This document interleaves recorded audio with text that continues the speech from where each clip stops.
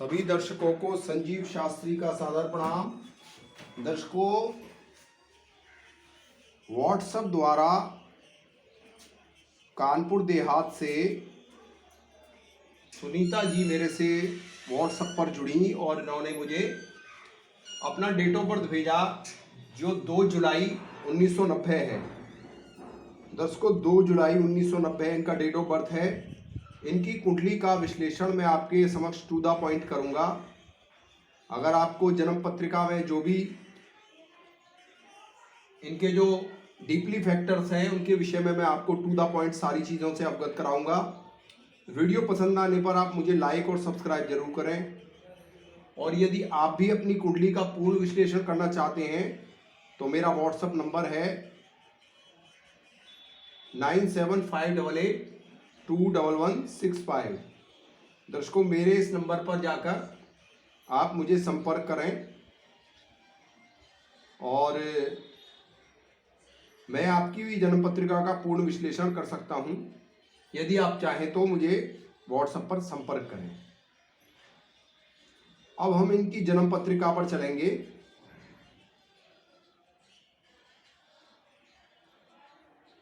इनकी जो जन्म पत्रिका है दर्शकों, वह इन्होंने मुझे व्हाट्सएप पर सेंड किया है, डेट ऑफ बर्थ और टाइमिंग।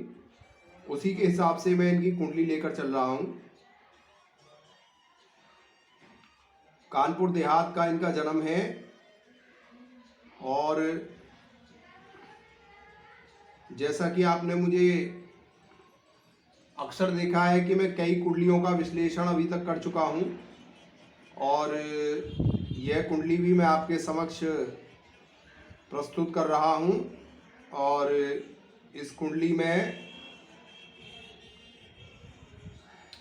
जो डेट ऑफ बर्थ और टाइमिंग है वह एक बार मिस हो गया है, तो मैं दोबारा डाल रहा हूं। 8:15 इनका जन्म है। दर्शकों, इनका जन्म स्थान कानपुर।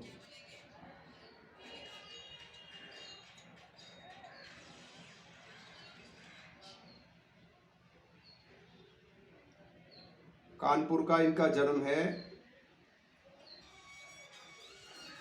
अब हम इनकी कुंडली पर चलते हैं। देखिए दर्शकों, सबसे पहले जैसा कि मैंने आपको बताया है कि जब भी किसी जातक का जन्म जिस तारीख को होता है उसका एक लॉजिक होता है सीधा सीधा।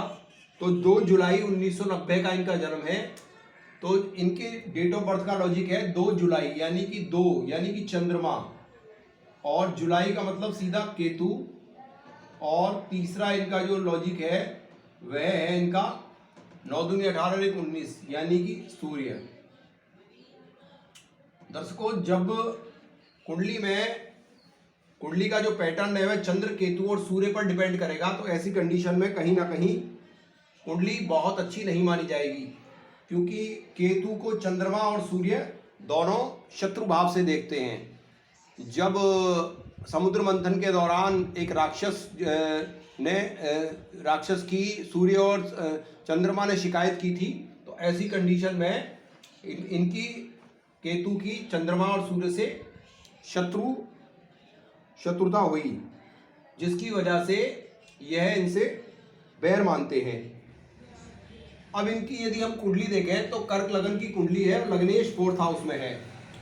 दर्शकों, 4th हाउस जो है, चंद्रमा यहाँ स्वग्रही होता है और चंद्रमा एवं शुक्र, चंद्रमा का जो डिस्पोजिटर है वह लाभ स्थान में है, और चंद्रमा यहाँ पर 10 डिग्री का होकर बैठा है। लग्नेश का 10 डिग्री में 4थे स्थान पर काल पुरुष में स्वग्रही बैठना वह यह दर्शाता है कि इनका जो माइंड सेटअप होगा वह अपनी माँ की तरफ ज़्यादा होना चाहिए, यानी इनका रुझान जो है अपनी मदर की तरफ काफ़ी होना चाहिए। और इनका जो चंद्रमा है दर्शकों, वह किस नक्षत्र में है, सबसे पहले कुंडली में यह देखते हैं। राहु के नक्षत्र में इनका चंद्रमा है दर्शकों, राहु के नक्षत्र में चंद्रमा है, और चंद्रमा का जो डिस्पोजिटर, जो नक्षत्र अधिपति है राहु, वह यहाँ 7वें भाव में बैठा है, और 7वें भाव में राहु को हम काफ़ी बलवान मानते हैं। परंतु यहाँ राहु मित्र राशि में है, और कर्क लगन पर जो शनि है वह अकारक है, और यहाँ से वह 12वें घर में बैठा है। वैसे कुंडली में लगन से छठा और चंद्रमा से तृतीय भाव में जो शनि है वह काफी स्ट्रॉन्ग है, अतः राहु यहाँ बुरे रिजल्ट नहीं देगा।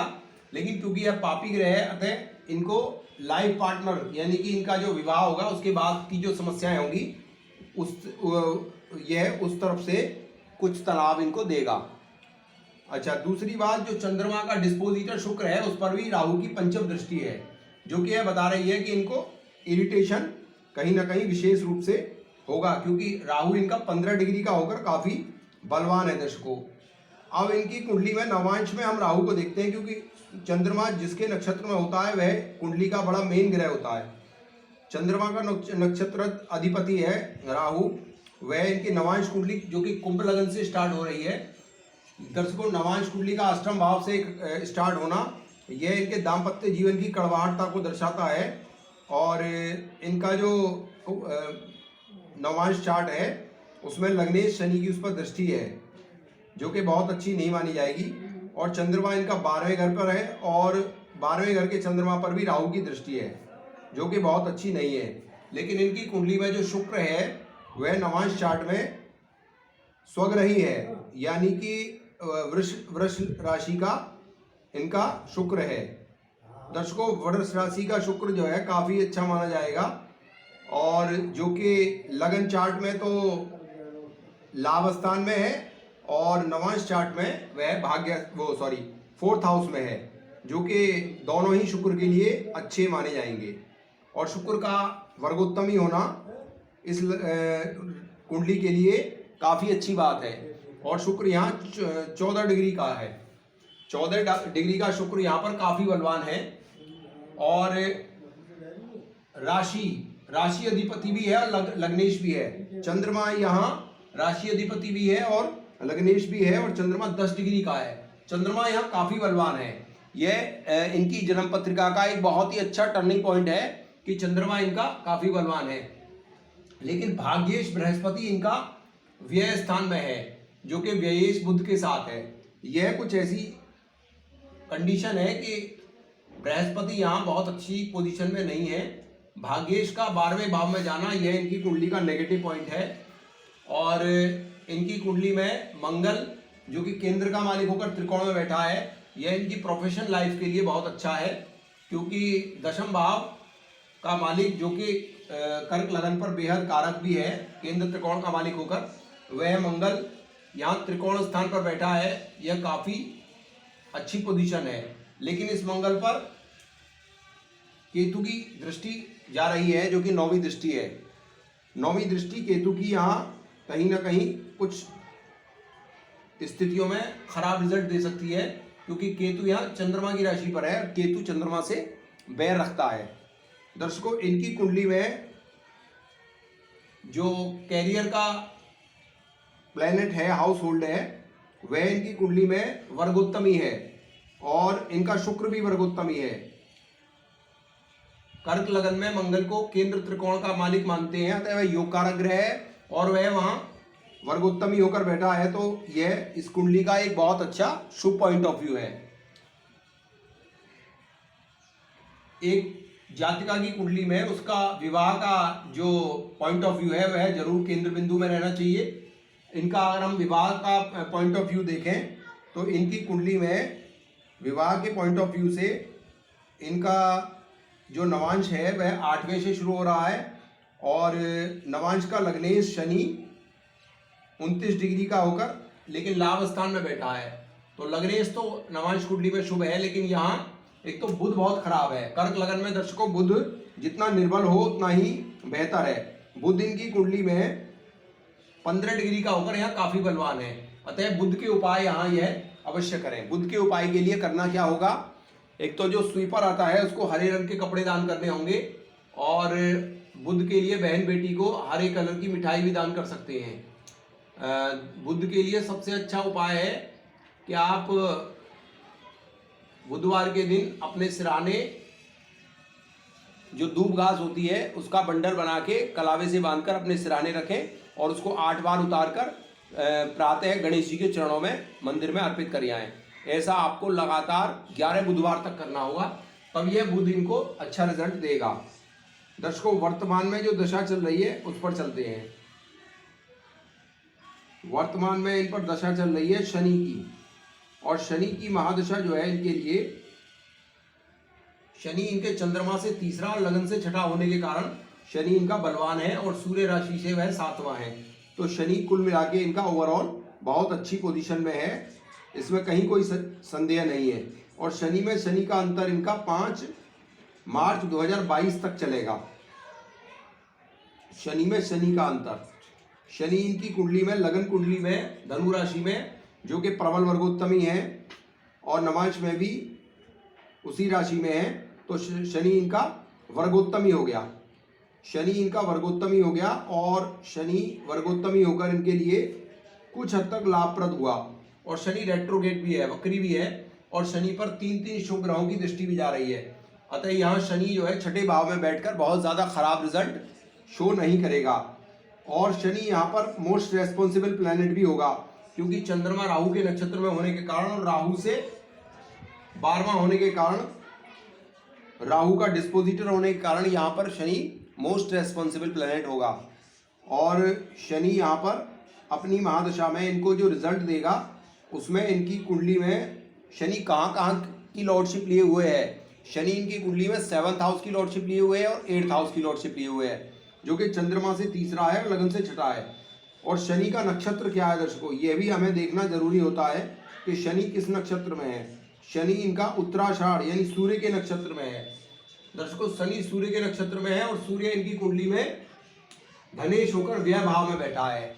और व्ययेश के साथ यह इनकी कुंडली का सबसे नेगेटिव पॉइंट है कि इनकी कुंडली में जो धनाधिपति है, यानी कि जो सेकंड हाउस होल्ड है, जिसको धन कुटुंब वाणी का अधिपत्य प्राप्त है, वह इनकी कुंडली में 12वें घर में बैठा है। और डिग्री वाइज वह जो है, सूर्य की जो डिग्री हैं दर्शकों वह हैं 16 डिग्री। तो यह सूर्य इनका काफ़ी वीक हो गया। तो ऐसे कंडीशन में इनको लॉस ऑफ फाइनेंशियल कंडीशन सूर्य जरूर दिखाएगा। उधर शनि भी मारक हो गया और सूर्य भी मारक हो गया। तो ये जो समय चलेगा इनका हेल्थ वाइज बहुत अच्छा नहीं कहा जा सकता है, और कहीं ना कहीं परिवार से भी दूरियां बनाएगा, क्योंकि इनका जो सेकंड भाव है वह एक्टिवेट होगा और 7वां और 8वां भाव एक्टिवेट होगा। तो ऐसी कंडीशन में इनको शनि के मंदिर जाना चाहिए, नंगे पैर शनि के मंदिर जाएं, एक नाव की कील रख लें अपने सिरहाने और उसे डेली अपने सिर से उतारकर अपने तकिया के नीचे रखा करें। और क्योंकि यहाँ पर जो शनि की महादशा है वह 17 साल के करीब अभी रहेगी, तो शनि में और सूर्य का जो नक्षत्र है, शनि सूर्य के नक्षत्र में है, और मंगल जो है वो भी चौथी दृष्टि से सूर्य को देख रहा है, और बुध जो कि यहाँ पर बैठा ही है, और बृहस्पति मिथुन राशि में बहुत अच्छे रिजल्ट नहीं देता है।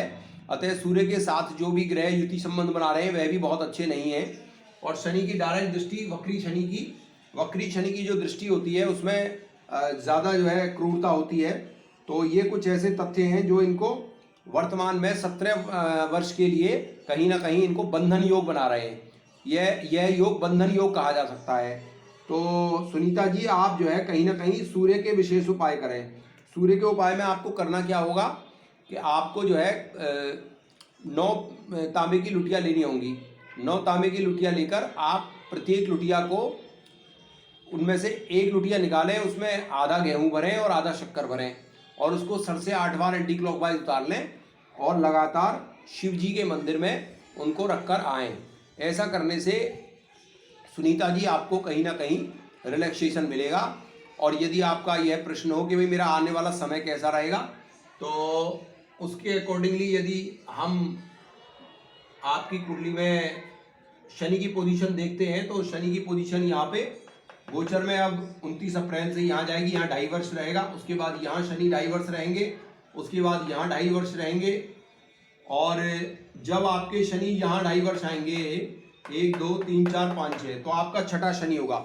दर्शकों शनि से क्या उम्मीदें की जा सकती हैं सुनीता जी? शनि से केवल ये उम्मीद की जा सकती है कि शनि जो है जब भी आपके चंद्रमा से छठा, तीसरा और 11वां, विशेष रूप से 11वां, जो मैंने अपने व्यक्तिगत अनुभव के आधार पर देखा है, यानी कि आपका जो शनि होगा जब यहाँ से यहाँ गोचर करेगा सिंह राशि में, तब वो आपके लिए थोड़ा बहुत बेनिफिशियल हो सकता है। जो हम कुंडली बता रहे हैं वह प्रामाणिकता और सत्यता के आधार पर आपको बता रहे हैं। अतः आपकी जो आपका टाइमिंग है वह बहुत ही फूंक फूंक कर कदम रखने वाला है। बहुत ज़्यादा जो बढ़िया समय है वह नहीं कहा जा सकता, लेकिन क्योंकि आपकी कुंडली में अपने आप में पावर है, आपका लग्नेश चौथे भाव में बैठा है जो कि चंद्रमा जैसा शुभ ग्रह है, और चंद्रमा का जो डिस्पोजिटर है वह शुक्र है और प्रबल वर्गोत्तमी है, और डिग्री वाइज भी शुक्र आपकी कुंडली में बलवान है, क्योंकि आपका जो शुक्र है वह 14 डिग्री का है। तो ये पोजीशन आपकी कुंडली में थोड़ा सा कुंडली को वेट प्रदान कर रही है, वजन दे रही है, लेकिन जो वर्तमान में दशाएं होती हैं उनका बड़ा फर्क होता है सुनीता जी। तो मेरा कहने का तात्पर्य ये होगा कि आपका जो 17 साल का पीरियड रहेगा वह बहुत ही सावधानी का और विशेष पूजा अर्चना करके आप अपने समय को कहीं ना कहीं उत्तरोत्तर सही कर सकती हैं। तो मुझे बड़े अफसोस के साथ कहना पड़ रहा है कि आपका आने वाला 17 साल का समय जो कि शनि की महादशा होगी वो बहुत अच्छी नहीं कही जा सकती। उसके बाद बुध की महादशा भी आपके लिए बहुत अच्छी नहीं है। हालांकि बुध आपका चंद्रमा से भाग्य में जरूर बैठा है, लेकिन जो भी फल होता है लगन के आधार पर होता है। तो सुनीता जी, जैसा मैंने आपको विश्लेषण किया है आप समझ गई होंगी। और जहाँ तक आपका प्रश्न कैरियर और लाइफ पार्टनर को लेकर है, तो जब कुंडली में समय ही थोड़ा सा मध्यम चल रहा है तो ऐसी कंडीशन में मैं और आगे क्या आपको बताऊं। बस आपसे यही बार बार गुजारिश करूंगा कि जो समय चल रहा है उसको थोड़ा सा प्रिकॉशनली आप ढंग से बिता लें, बस यही आपके लिए काफ़ी होगा। क्योंकि शनि की जो महादशा है वह शनि कर्क लगन पर 7th हाउस होल्ड और 8th हाउस होल्ड होकर बहुत अच्छी पोजीशन में मुझे दिखाई नहीं दे रहा है।